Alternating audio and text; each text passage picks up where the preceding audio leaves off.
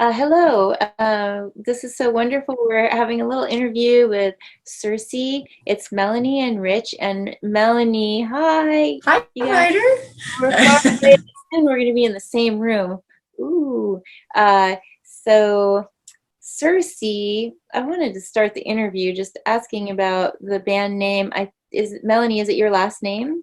No, it's actually my nickname though. When I was a little kid growing up, my little sister used to call me Circe Oh, as a pet name, and we spelled it phonetically because we were little kids, Sirsy. And so growing up, that was always my nickname. So when Rich and I were looking for a band name, I had suggested that because it wasn't a word. So yeah. I thought no one else would have it. But then we later found out about the Circe, Circe, in Greek mythology, Oh, who apparently would sing on her islands, happy coincidence, and she lured all the sailors in the Odyssey into her island, okay. and she turned them into pigs and kept them as her pets. Yeah, but it's not named after that. So, Kind of like a mermaid, like that kind of a siren. yeah, Different version, the Greek version. yeah. So it's kind of interesting that that worked out that way. But we won't be turning anyone into pigs at the show. So, well, Okay, darn it. I like pigs. Why I don't eat them. yeah, me neither. All right, good. Um, so, all right. So then I was thinking so many curious things to wonder about musicians. Like, how did you two, well, you're married, right? Yes. Yeah. That's amazing. I've actually tried collaborating with people I've been in a relationship with, and it has not worked out so well. So I don't know what you do, but I'm impressed. We don't have to go into the details, but I was thinking it would be fun to hear the story of how you met and how you started playing music together, and what came first, the intimate relationship or the music, or did it all happen at once? Well, we had mutual friends when we were both, yeah, or actually I was right out of college. Melanie was still in college. And Melanie ran into a guy that I was kind of jamming out with. He was a drummer. Melanie saw him at a Star Trek movie. And he said that, he was kind of putting this band together just to make some money, a couple of days a week, which is a bad plan because, you don't put bands together to make money. But that's another story. And so then Melanie came down to a spot where we were rehearsing, and I am a huge Star Wars fan, and I had on a Star Wars shirt, and we kind of had an instant sci-fi connection. Epic battle, sharks and jets. Yeah, Star Wars Trek versus Wars. Yeah. Yes. And but we became instant friends, and then we quickly left that band. It wasn't for us, and we started writing songs together, and then We fell in love. I think we got drunk on your stoop in downtown Albany I think on so. Lark Street, and he told me about his undying love for me. Then we had pancakes, and the rest is history. Nice story. So it started with the music. Yeah. Yes. Yeah. Yeah. Okay. So then I'm wondering if you could describe to people your music. Like, how do you describe it? If you're just trying to explain it to a complete stranger, what would you say? It's kind of hard to categorize because we've been told by industry that we're not homogenous sounding enough. But we kind of like that, you know? Definitely. Yeah. Yeah. We don't want to be like cookie cutter, but we did have to come up with a tag phrase because, of course, as you know, you have to have a phrase that describes your music. So our little phrase is indie pop rock that is chock full of soul and sass.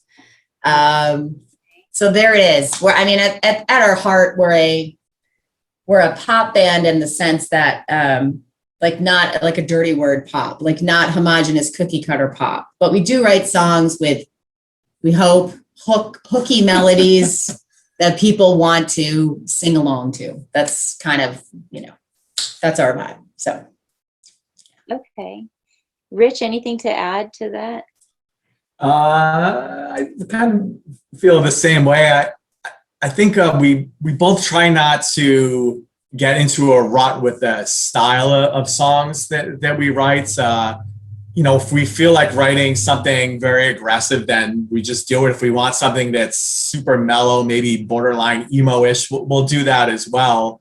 And then we just hope in the recording process that, it's tied together enough so that it still, quote unquote, sounds like SIRSY. I mean, I would say Melanie's voice is the thing that links all the songs together. I would say makes it homogenous, but it definitely is kind of a defining. Well, I'm the one always singing the songs, yes. So they all have that in common. Yes. At the very least. So yeah. It's mostly guitar and drums and voice, right? But it sounds like you play some other instruments. What do you do? Do you bring in other instruments for your shows or just for recordings, or how do you do that? Well, we try to keep the two things separately. So when we're writing, we don't think of in the end how we're going to perform the songs live, because that's kind of a different animal. So we try not to limit ourselves in that way. So sometimes that's made it a little tricky to present ourselves as our recordings. But over the years, we've worked out a system in which Melanie is playing the drums and she's singing. I'm playing guitar. And then I play basically what is a keyboard at my feet. So I play bass parts. I have like a 1-octave keyboard, so I can play a lot of the bass parts with my feet. Melanie also has a unit on her drums, and the two are connected. So Melanie, when she's playing a beat, also has access to that same group of notes. So a lot of times in a song, she'll play the verse and the chorus, or the verse or the chorus, and I'll play the other. And we also have the ability, sometimes we load in just kind of like organ or keyboard patches. They're all live. Yeah, it's all in real time. Yeah. So, I mean, we both play piano. So like we kind of like have those units set up like a really basic piano part. So, you would have to hit a different pad to hit a different note, in other words. So, There's the no bass parts are, right. Anything, the bass parts are relatively simple live because of that, but that's okay. That's kind of, that goes with our music. But like when we play with you guys, we're going to do a more stripped down version of us, which is kind of like bringing us back to our roots, like where we started, which was just acoustic guitar and vocals, and I'll throw in maybe some flute solos. So it's kind of fun for us to do that, to like kind of go back to our roots and like just strip the songs down to their essential parts, and just interpret them differently. So we're looking forward to that. Yeah. So yeah, I was wondering what you were going to do instrument-wise on May 15th.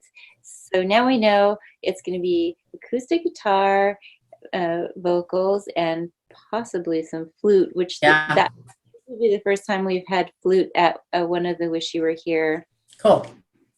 I might throw in a little melodica too, because I am really thrilled that you play the accordion. I love the accordion, and I cannot play the accordion. So the closest I've gotten is a little bit of melodica, because it kind of has a little bit of that accordion vibe.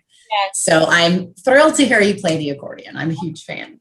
Not everybody appreciates it. My grandmother did play it, and she also played the melodica, and I didn't inherit an accordion from her, but I did inherit a melodica. It's long since disappeared from my life. I have no idea where it went, but I played it for years in some of my first bands before I had the accordion. So that's awesome. That's cool. Cool sound. And do you have the kind with like the long hose? Or do you have the one that goes right up to your mouth? Yes, that's the one I have. Yeah. It's really fun, I think. And it is like the notes then are kind of going down instead of across like a piano. Yeah. Okay, that'll be really, really fun. Yeah. So it's kind of funny. The song I do it in is a song I wrote about my grandmother. So I think we have to play it now based on what you just said. So. Yes, I can hear it. Yeah, I'm just absolutely. Yeah. Yeah. the grand team now. That's good to know. What we're talking about is the next Wish You Were Here virtual variety show. It's actually going to be our last show of the season.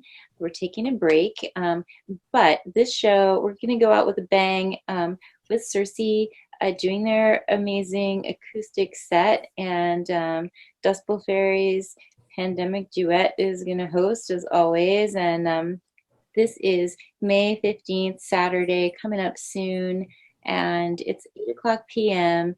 in New York, Eastern Standard Time, and you do need a ticket. You can get that ticket link on the Helsinki Hudson website, which is the amazing venue where we're performing, Helsinki Hudson, or the Dust Bowl Fairies website, or you can find the ticket links and the Facebook links on, and our band page, Yep. Mm-hmm. Circe Band on Facebook, right? Mm-hmm. Yes, and we have the ticket link up on SIRSY.com too. So, yeah. So you can't not find it. There's no That's right. the show. Don't tell us afterwards we couldn't find the ticket link. But I really think it's going to be a great show, and you already, the two of you, bring a lot of energy, and we haven't even met in person yet, and so I think it's going to be a really energized and positive show. And Dust Bowl Fairies, our specialty is Project Tales, but we're trying to like pep it up and make it kind of like positive tragic tales, because the theme is flower power. Flower power. Yeah. I thought that was perfect for you guys. That when I was listening to music, I was like, okay, it can't be one of our usual like doomsday. So, is there anywhere that you like to tell people to go to listen to your music? Like your favorite platform.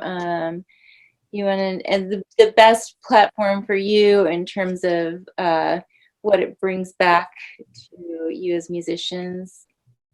I would say directly from our website. Yeah. If you go to sirsy.com, sirsy.com, we have links to all of our videos and our YouTube page and all of that stuff right there. And you can download it directly from our website. So, yeah. All right. Well, thanks so much. Thank you. Tell people before we say goodbye.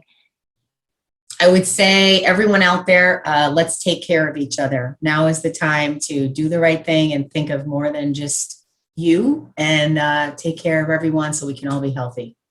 Oh, that's so nice. Thank you. Okay. Thank you. See you on May 15th. Okay, see you then. Thank you. Bye.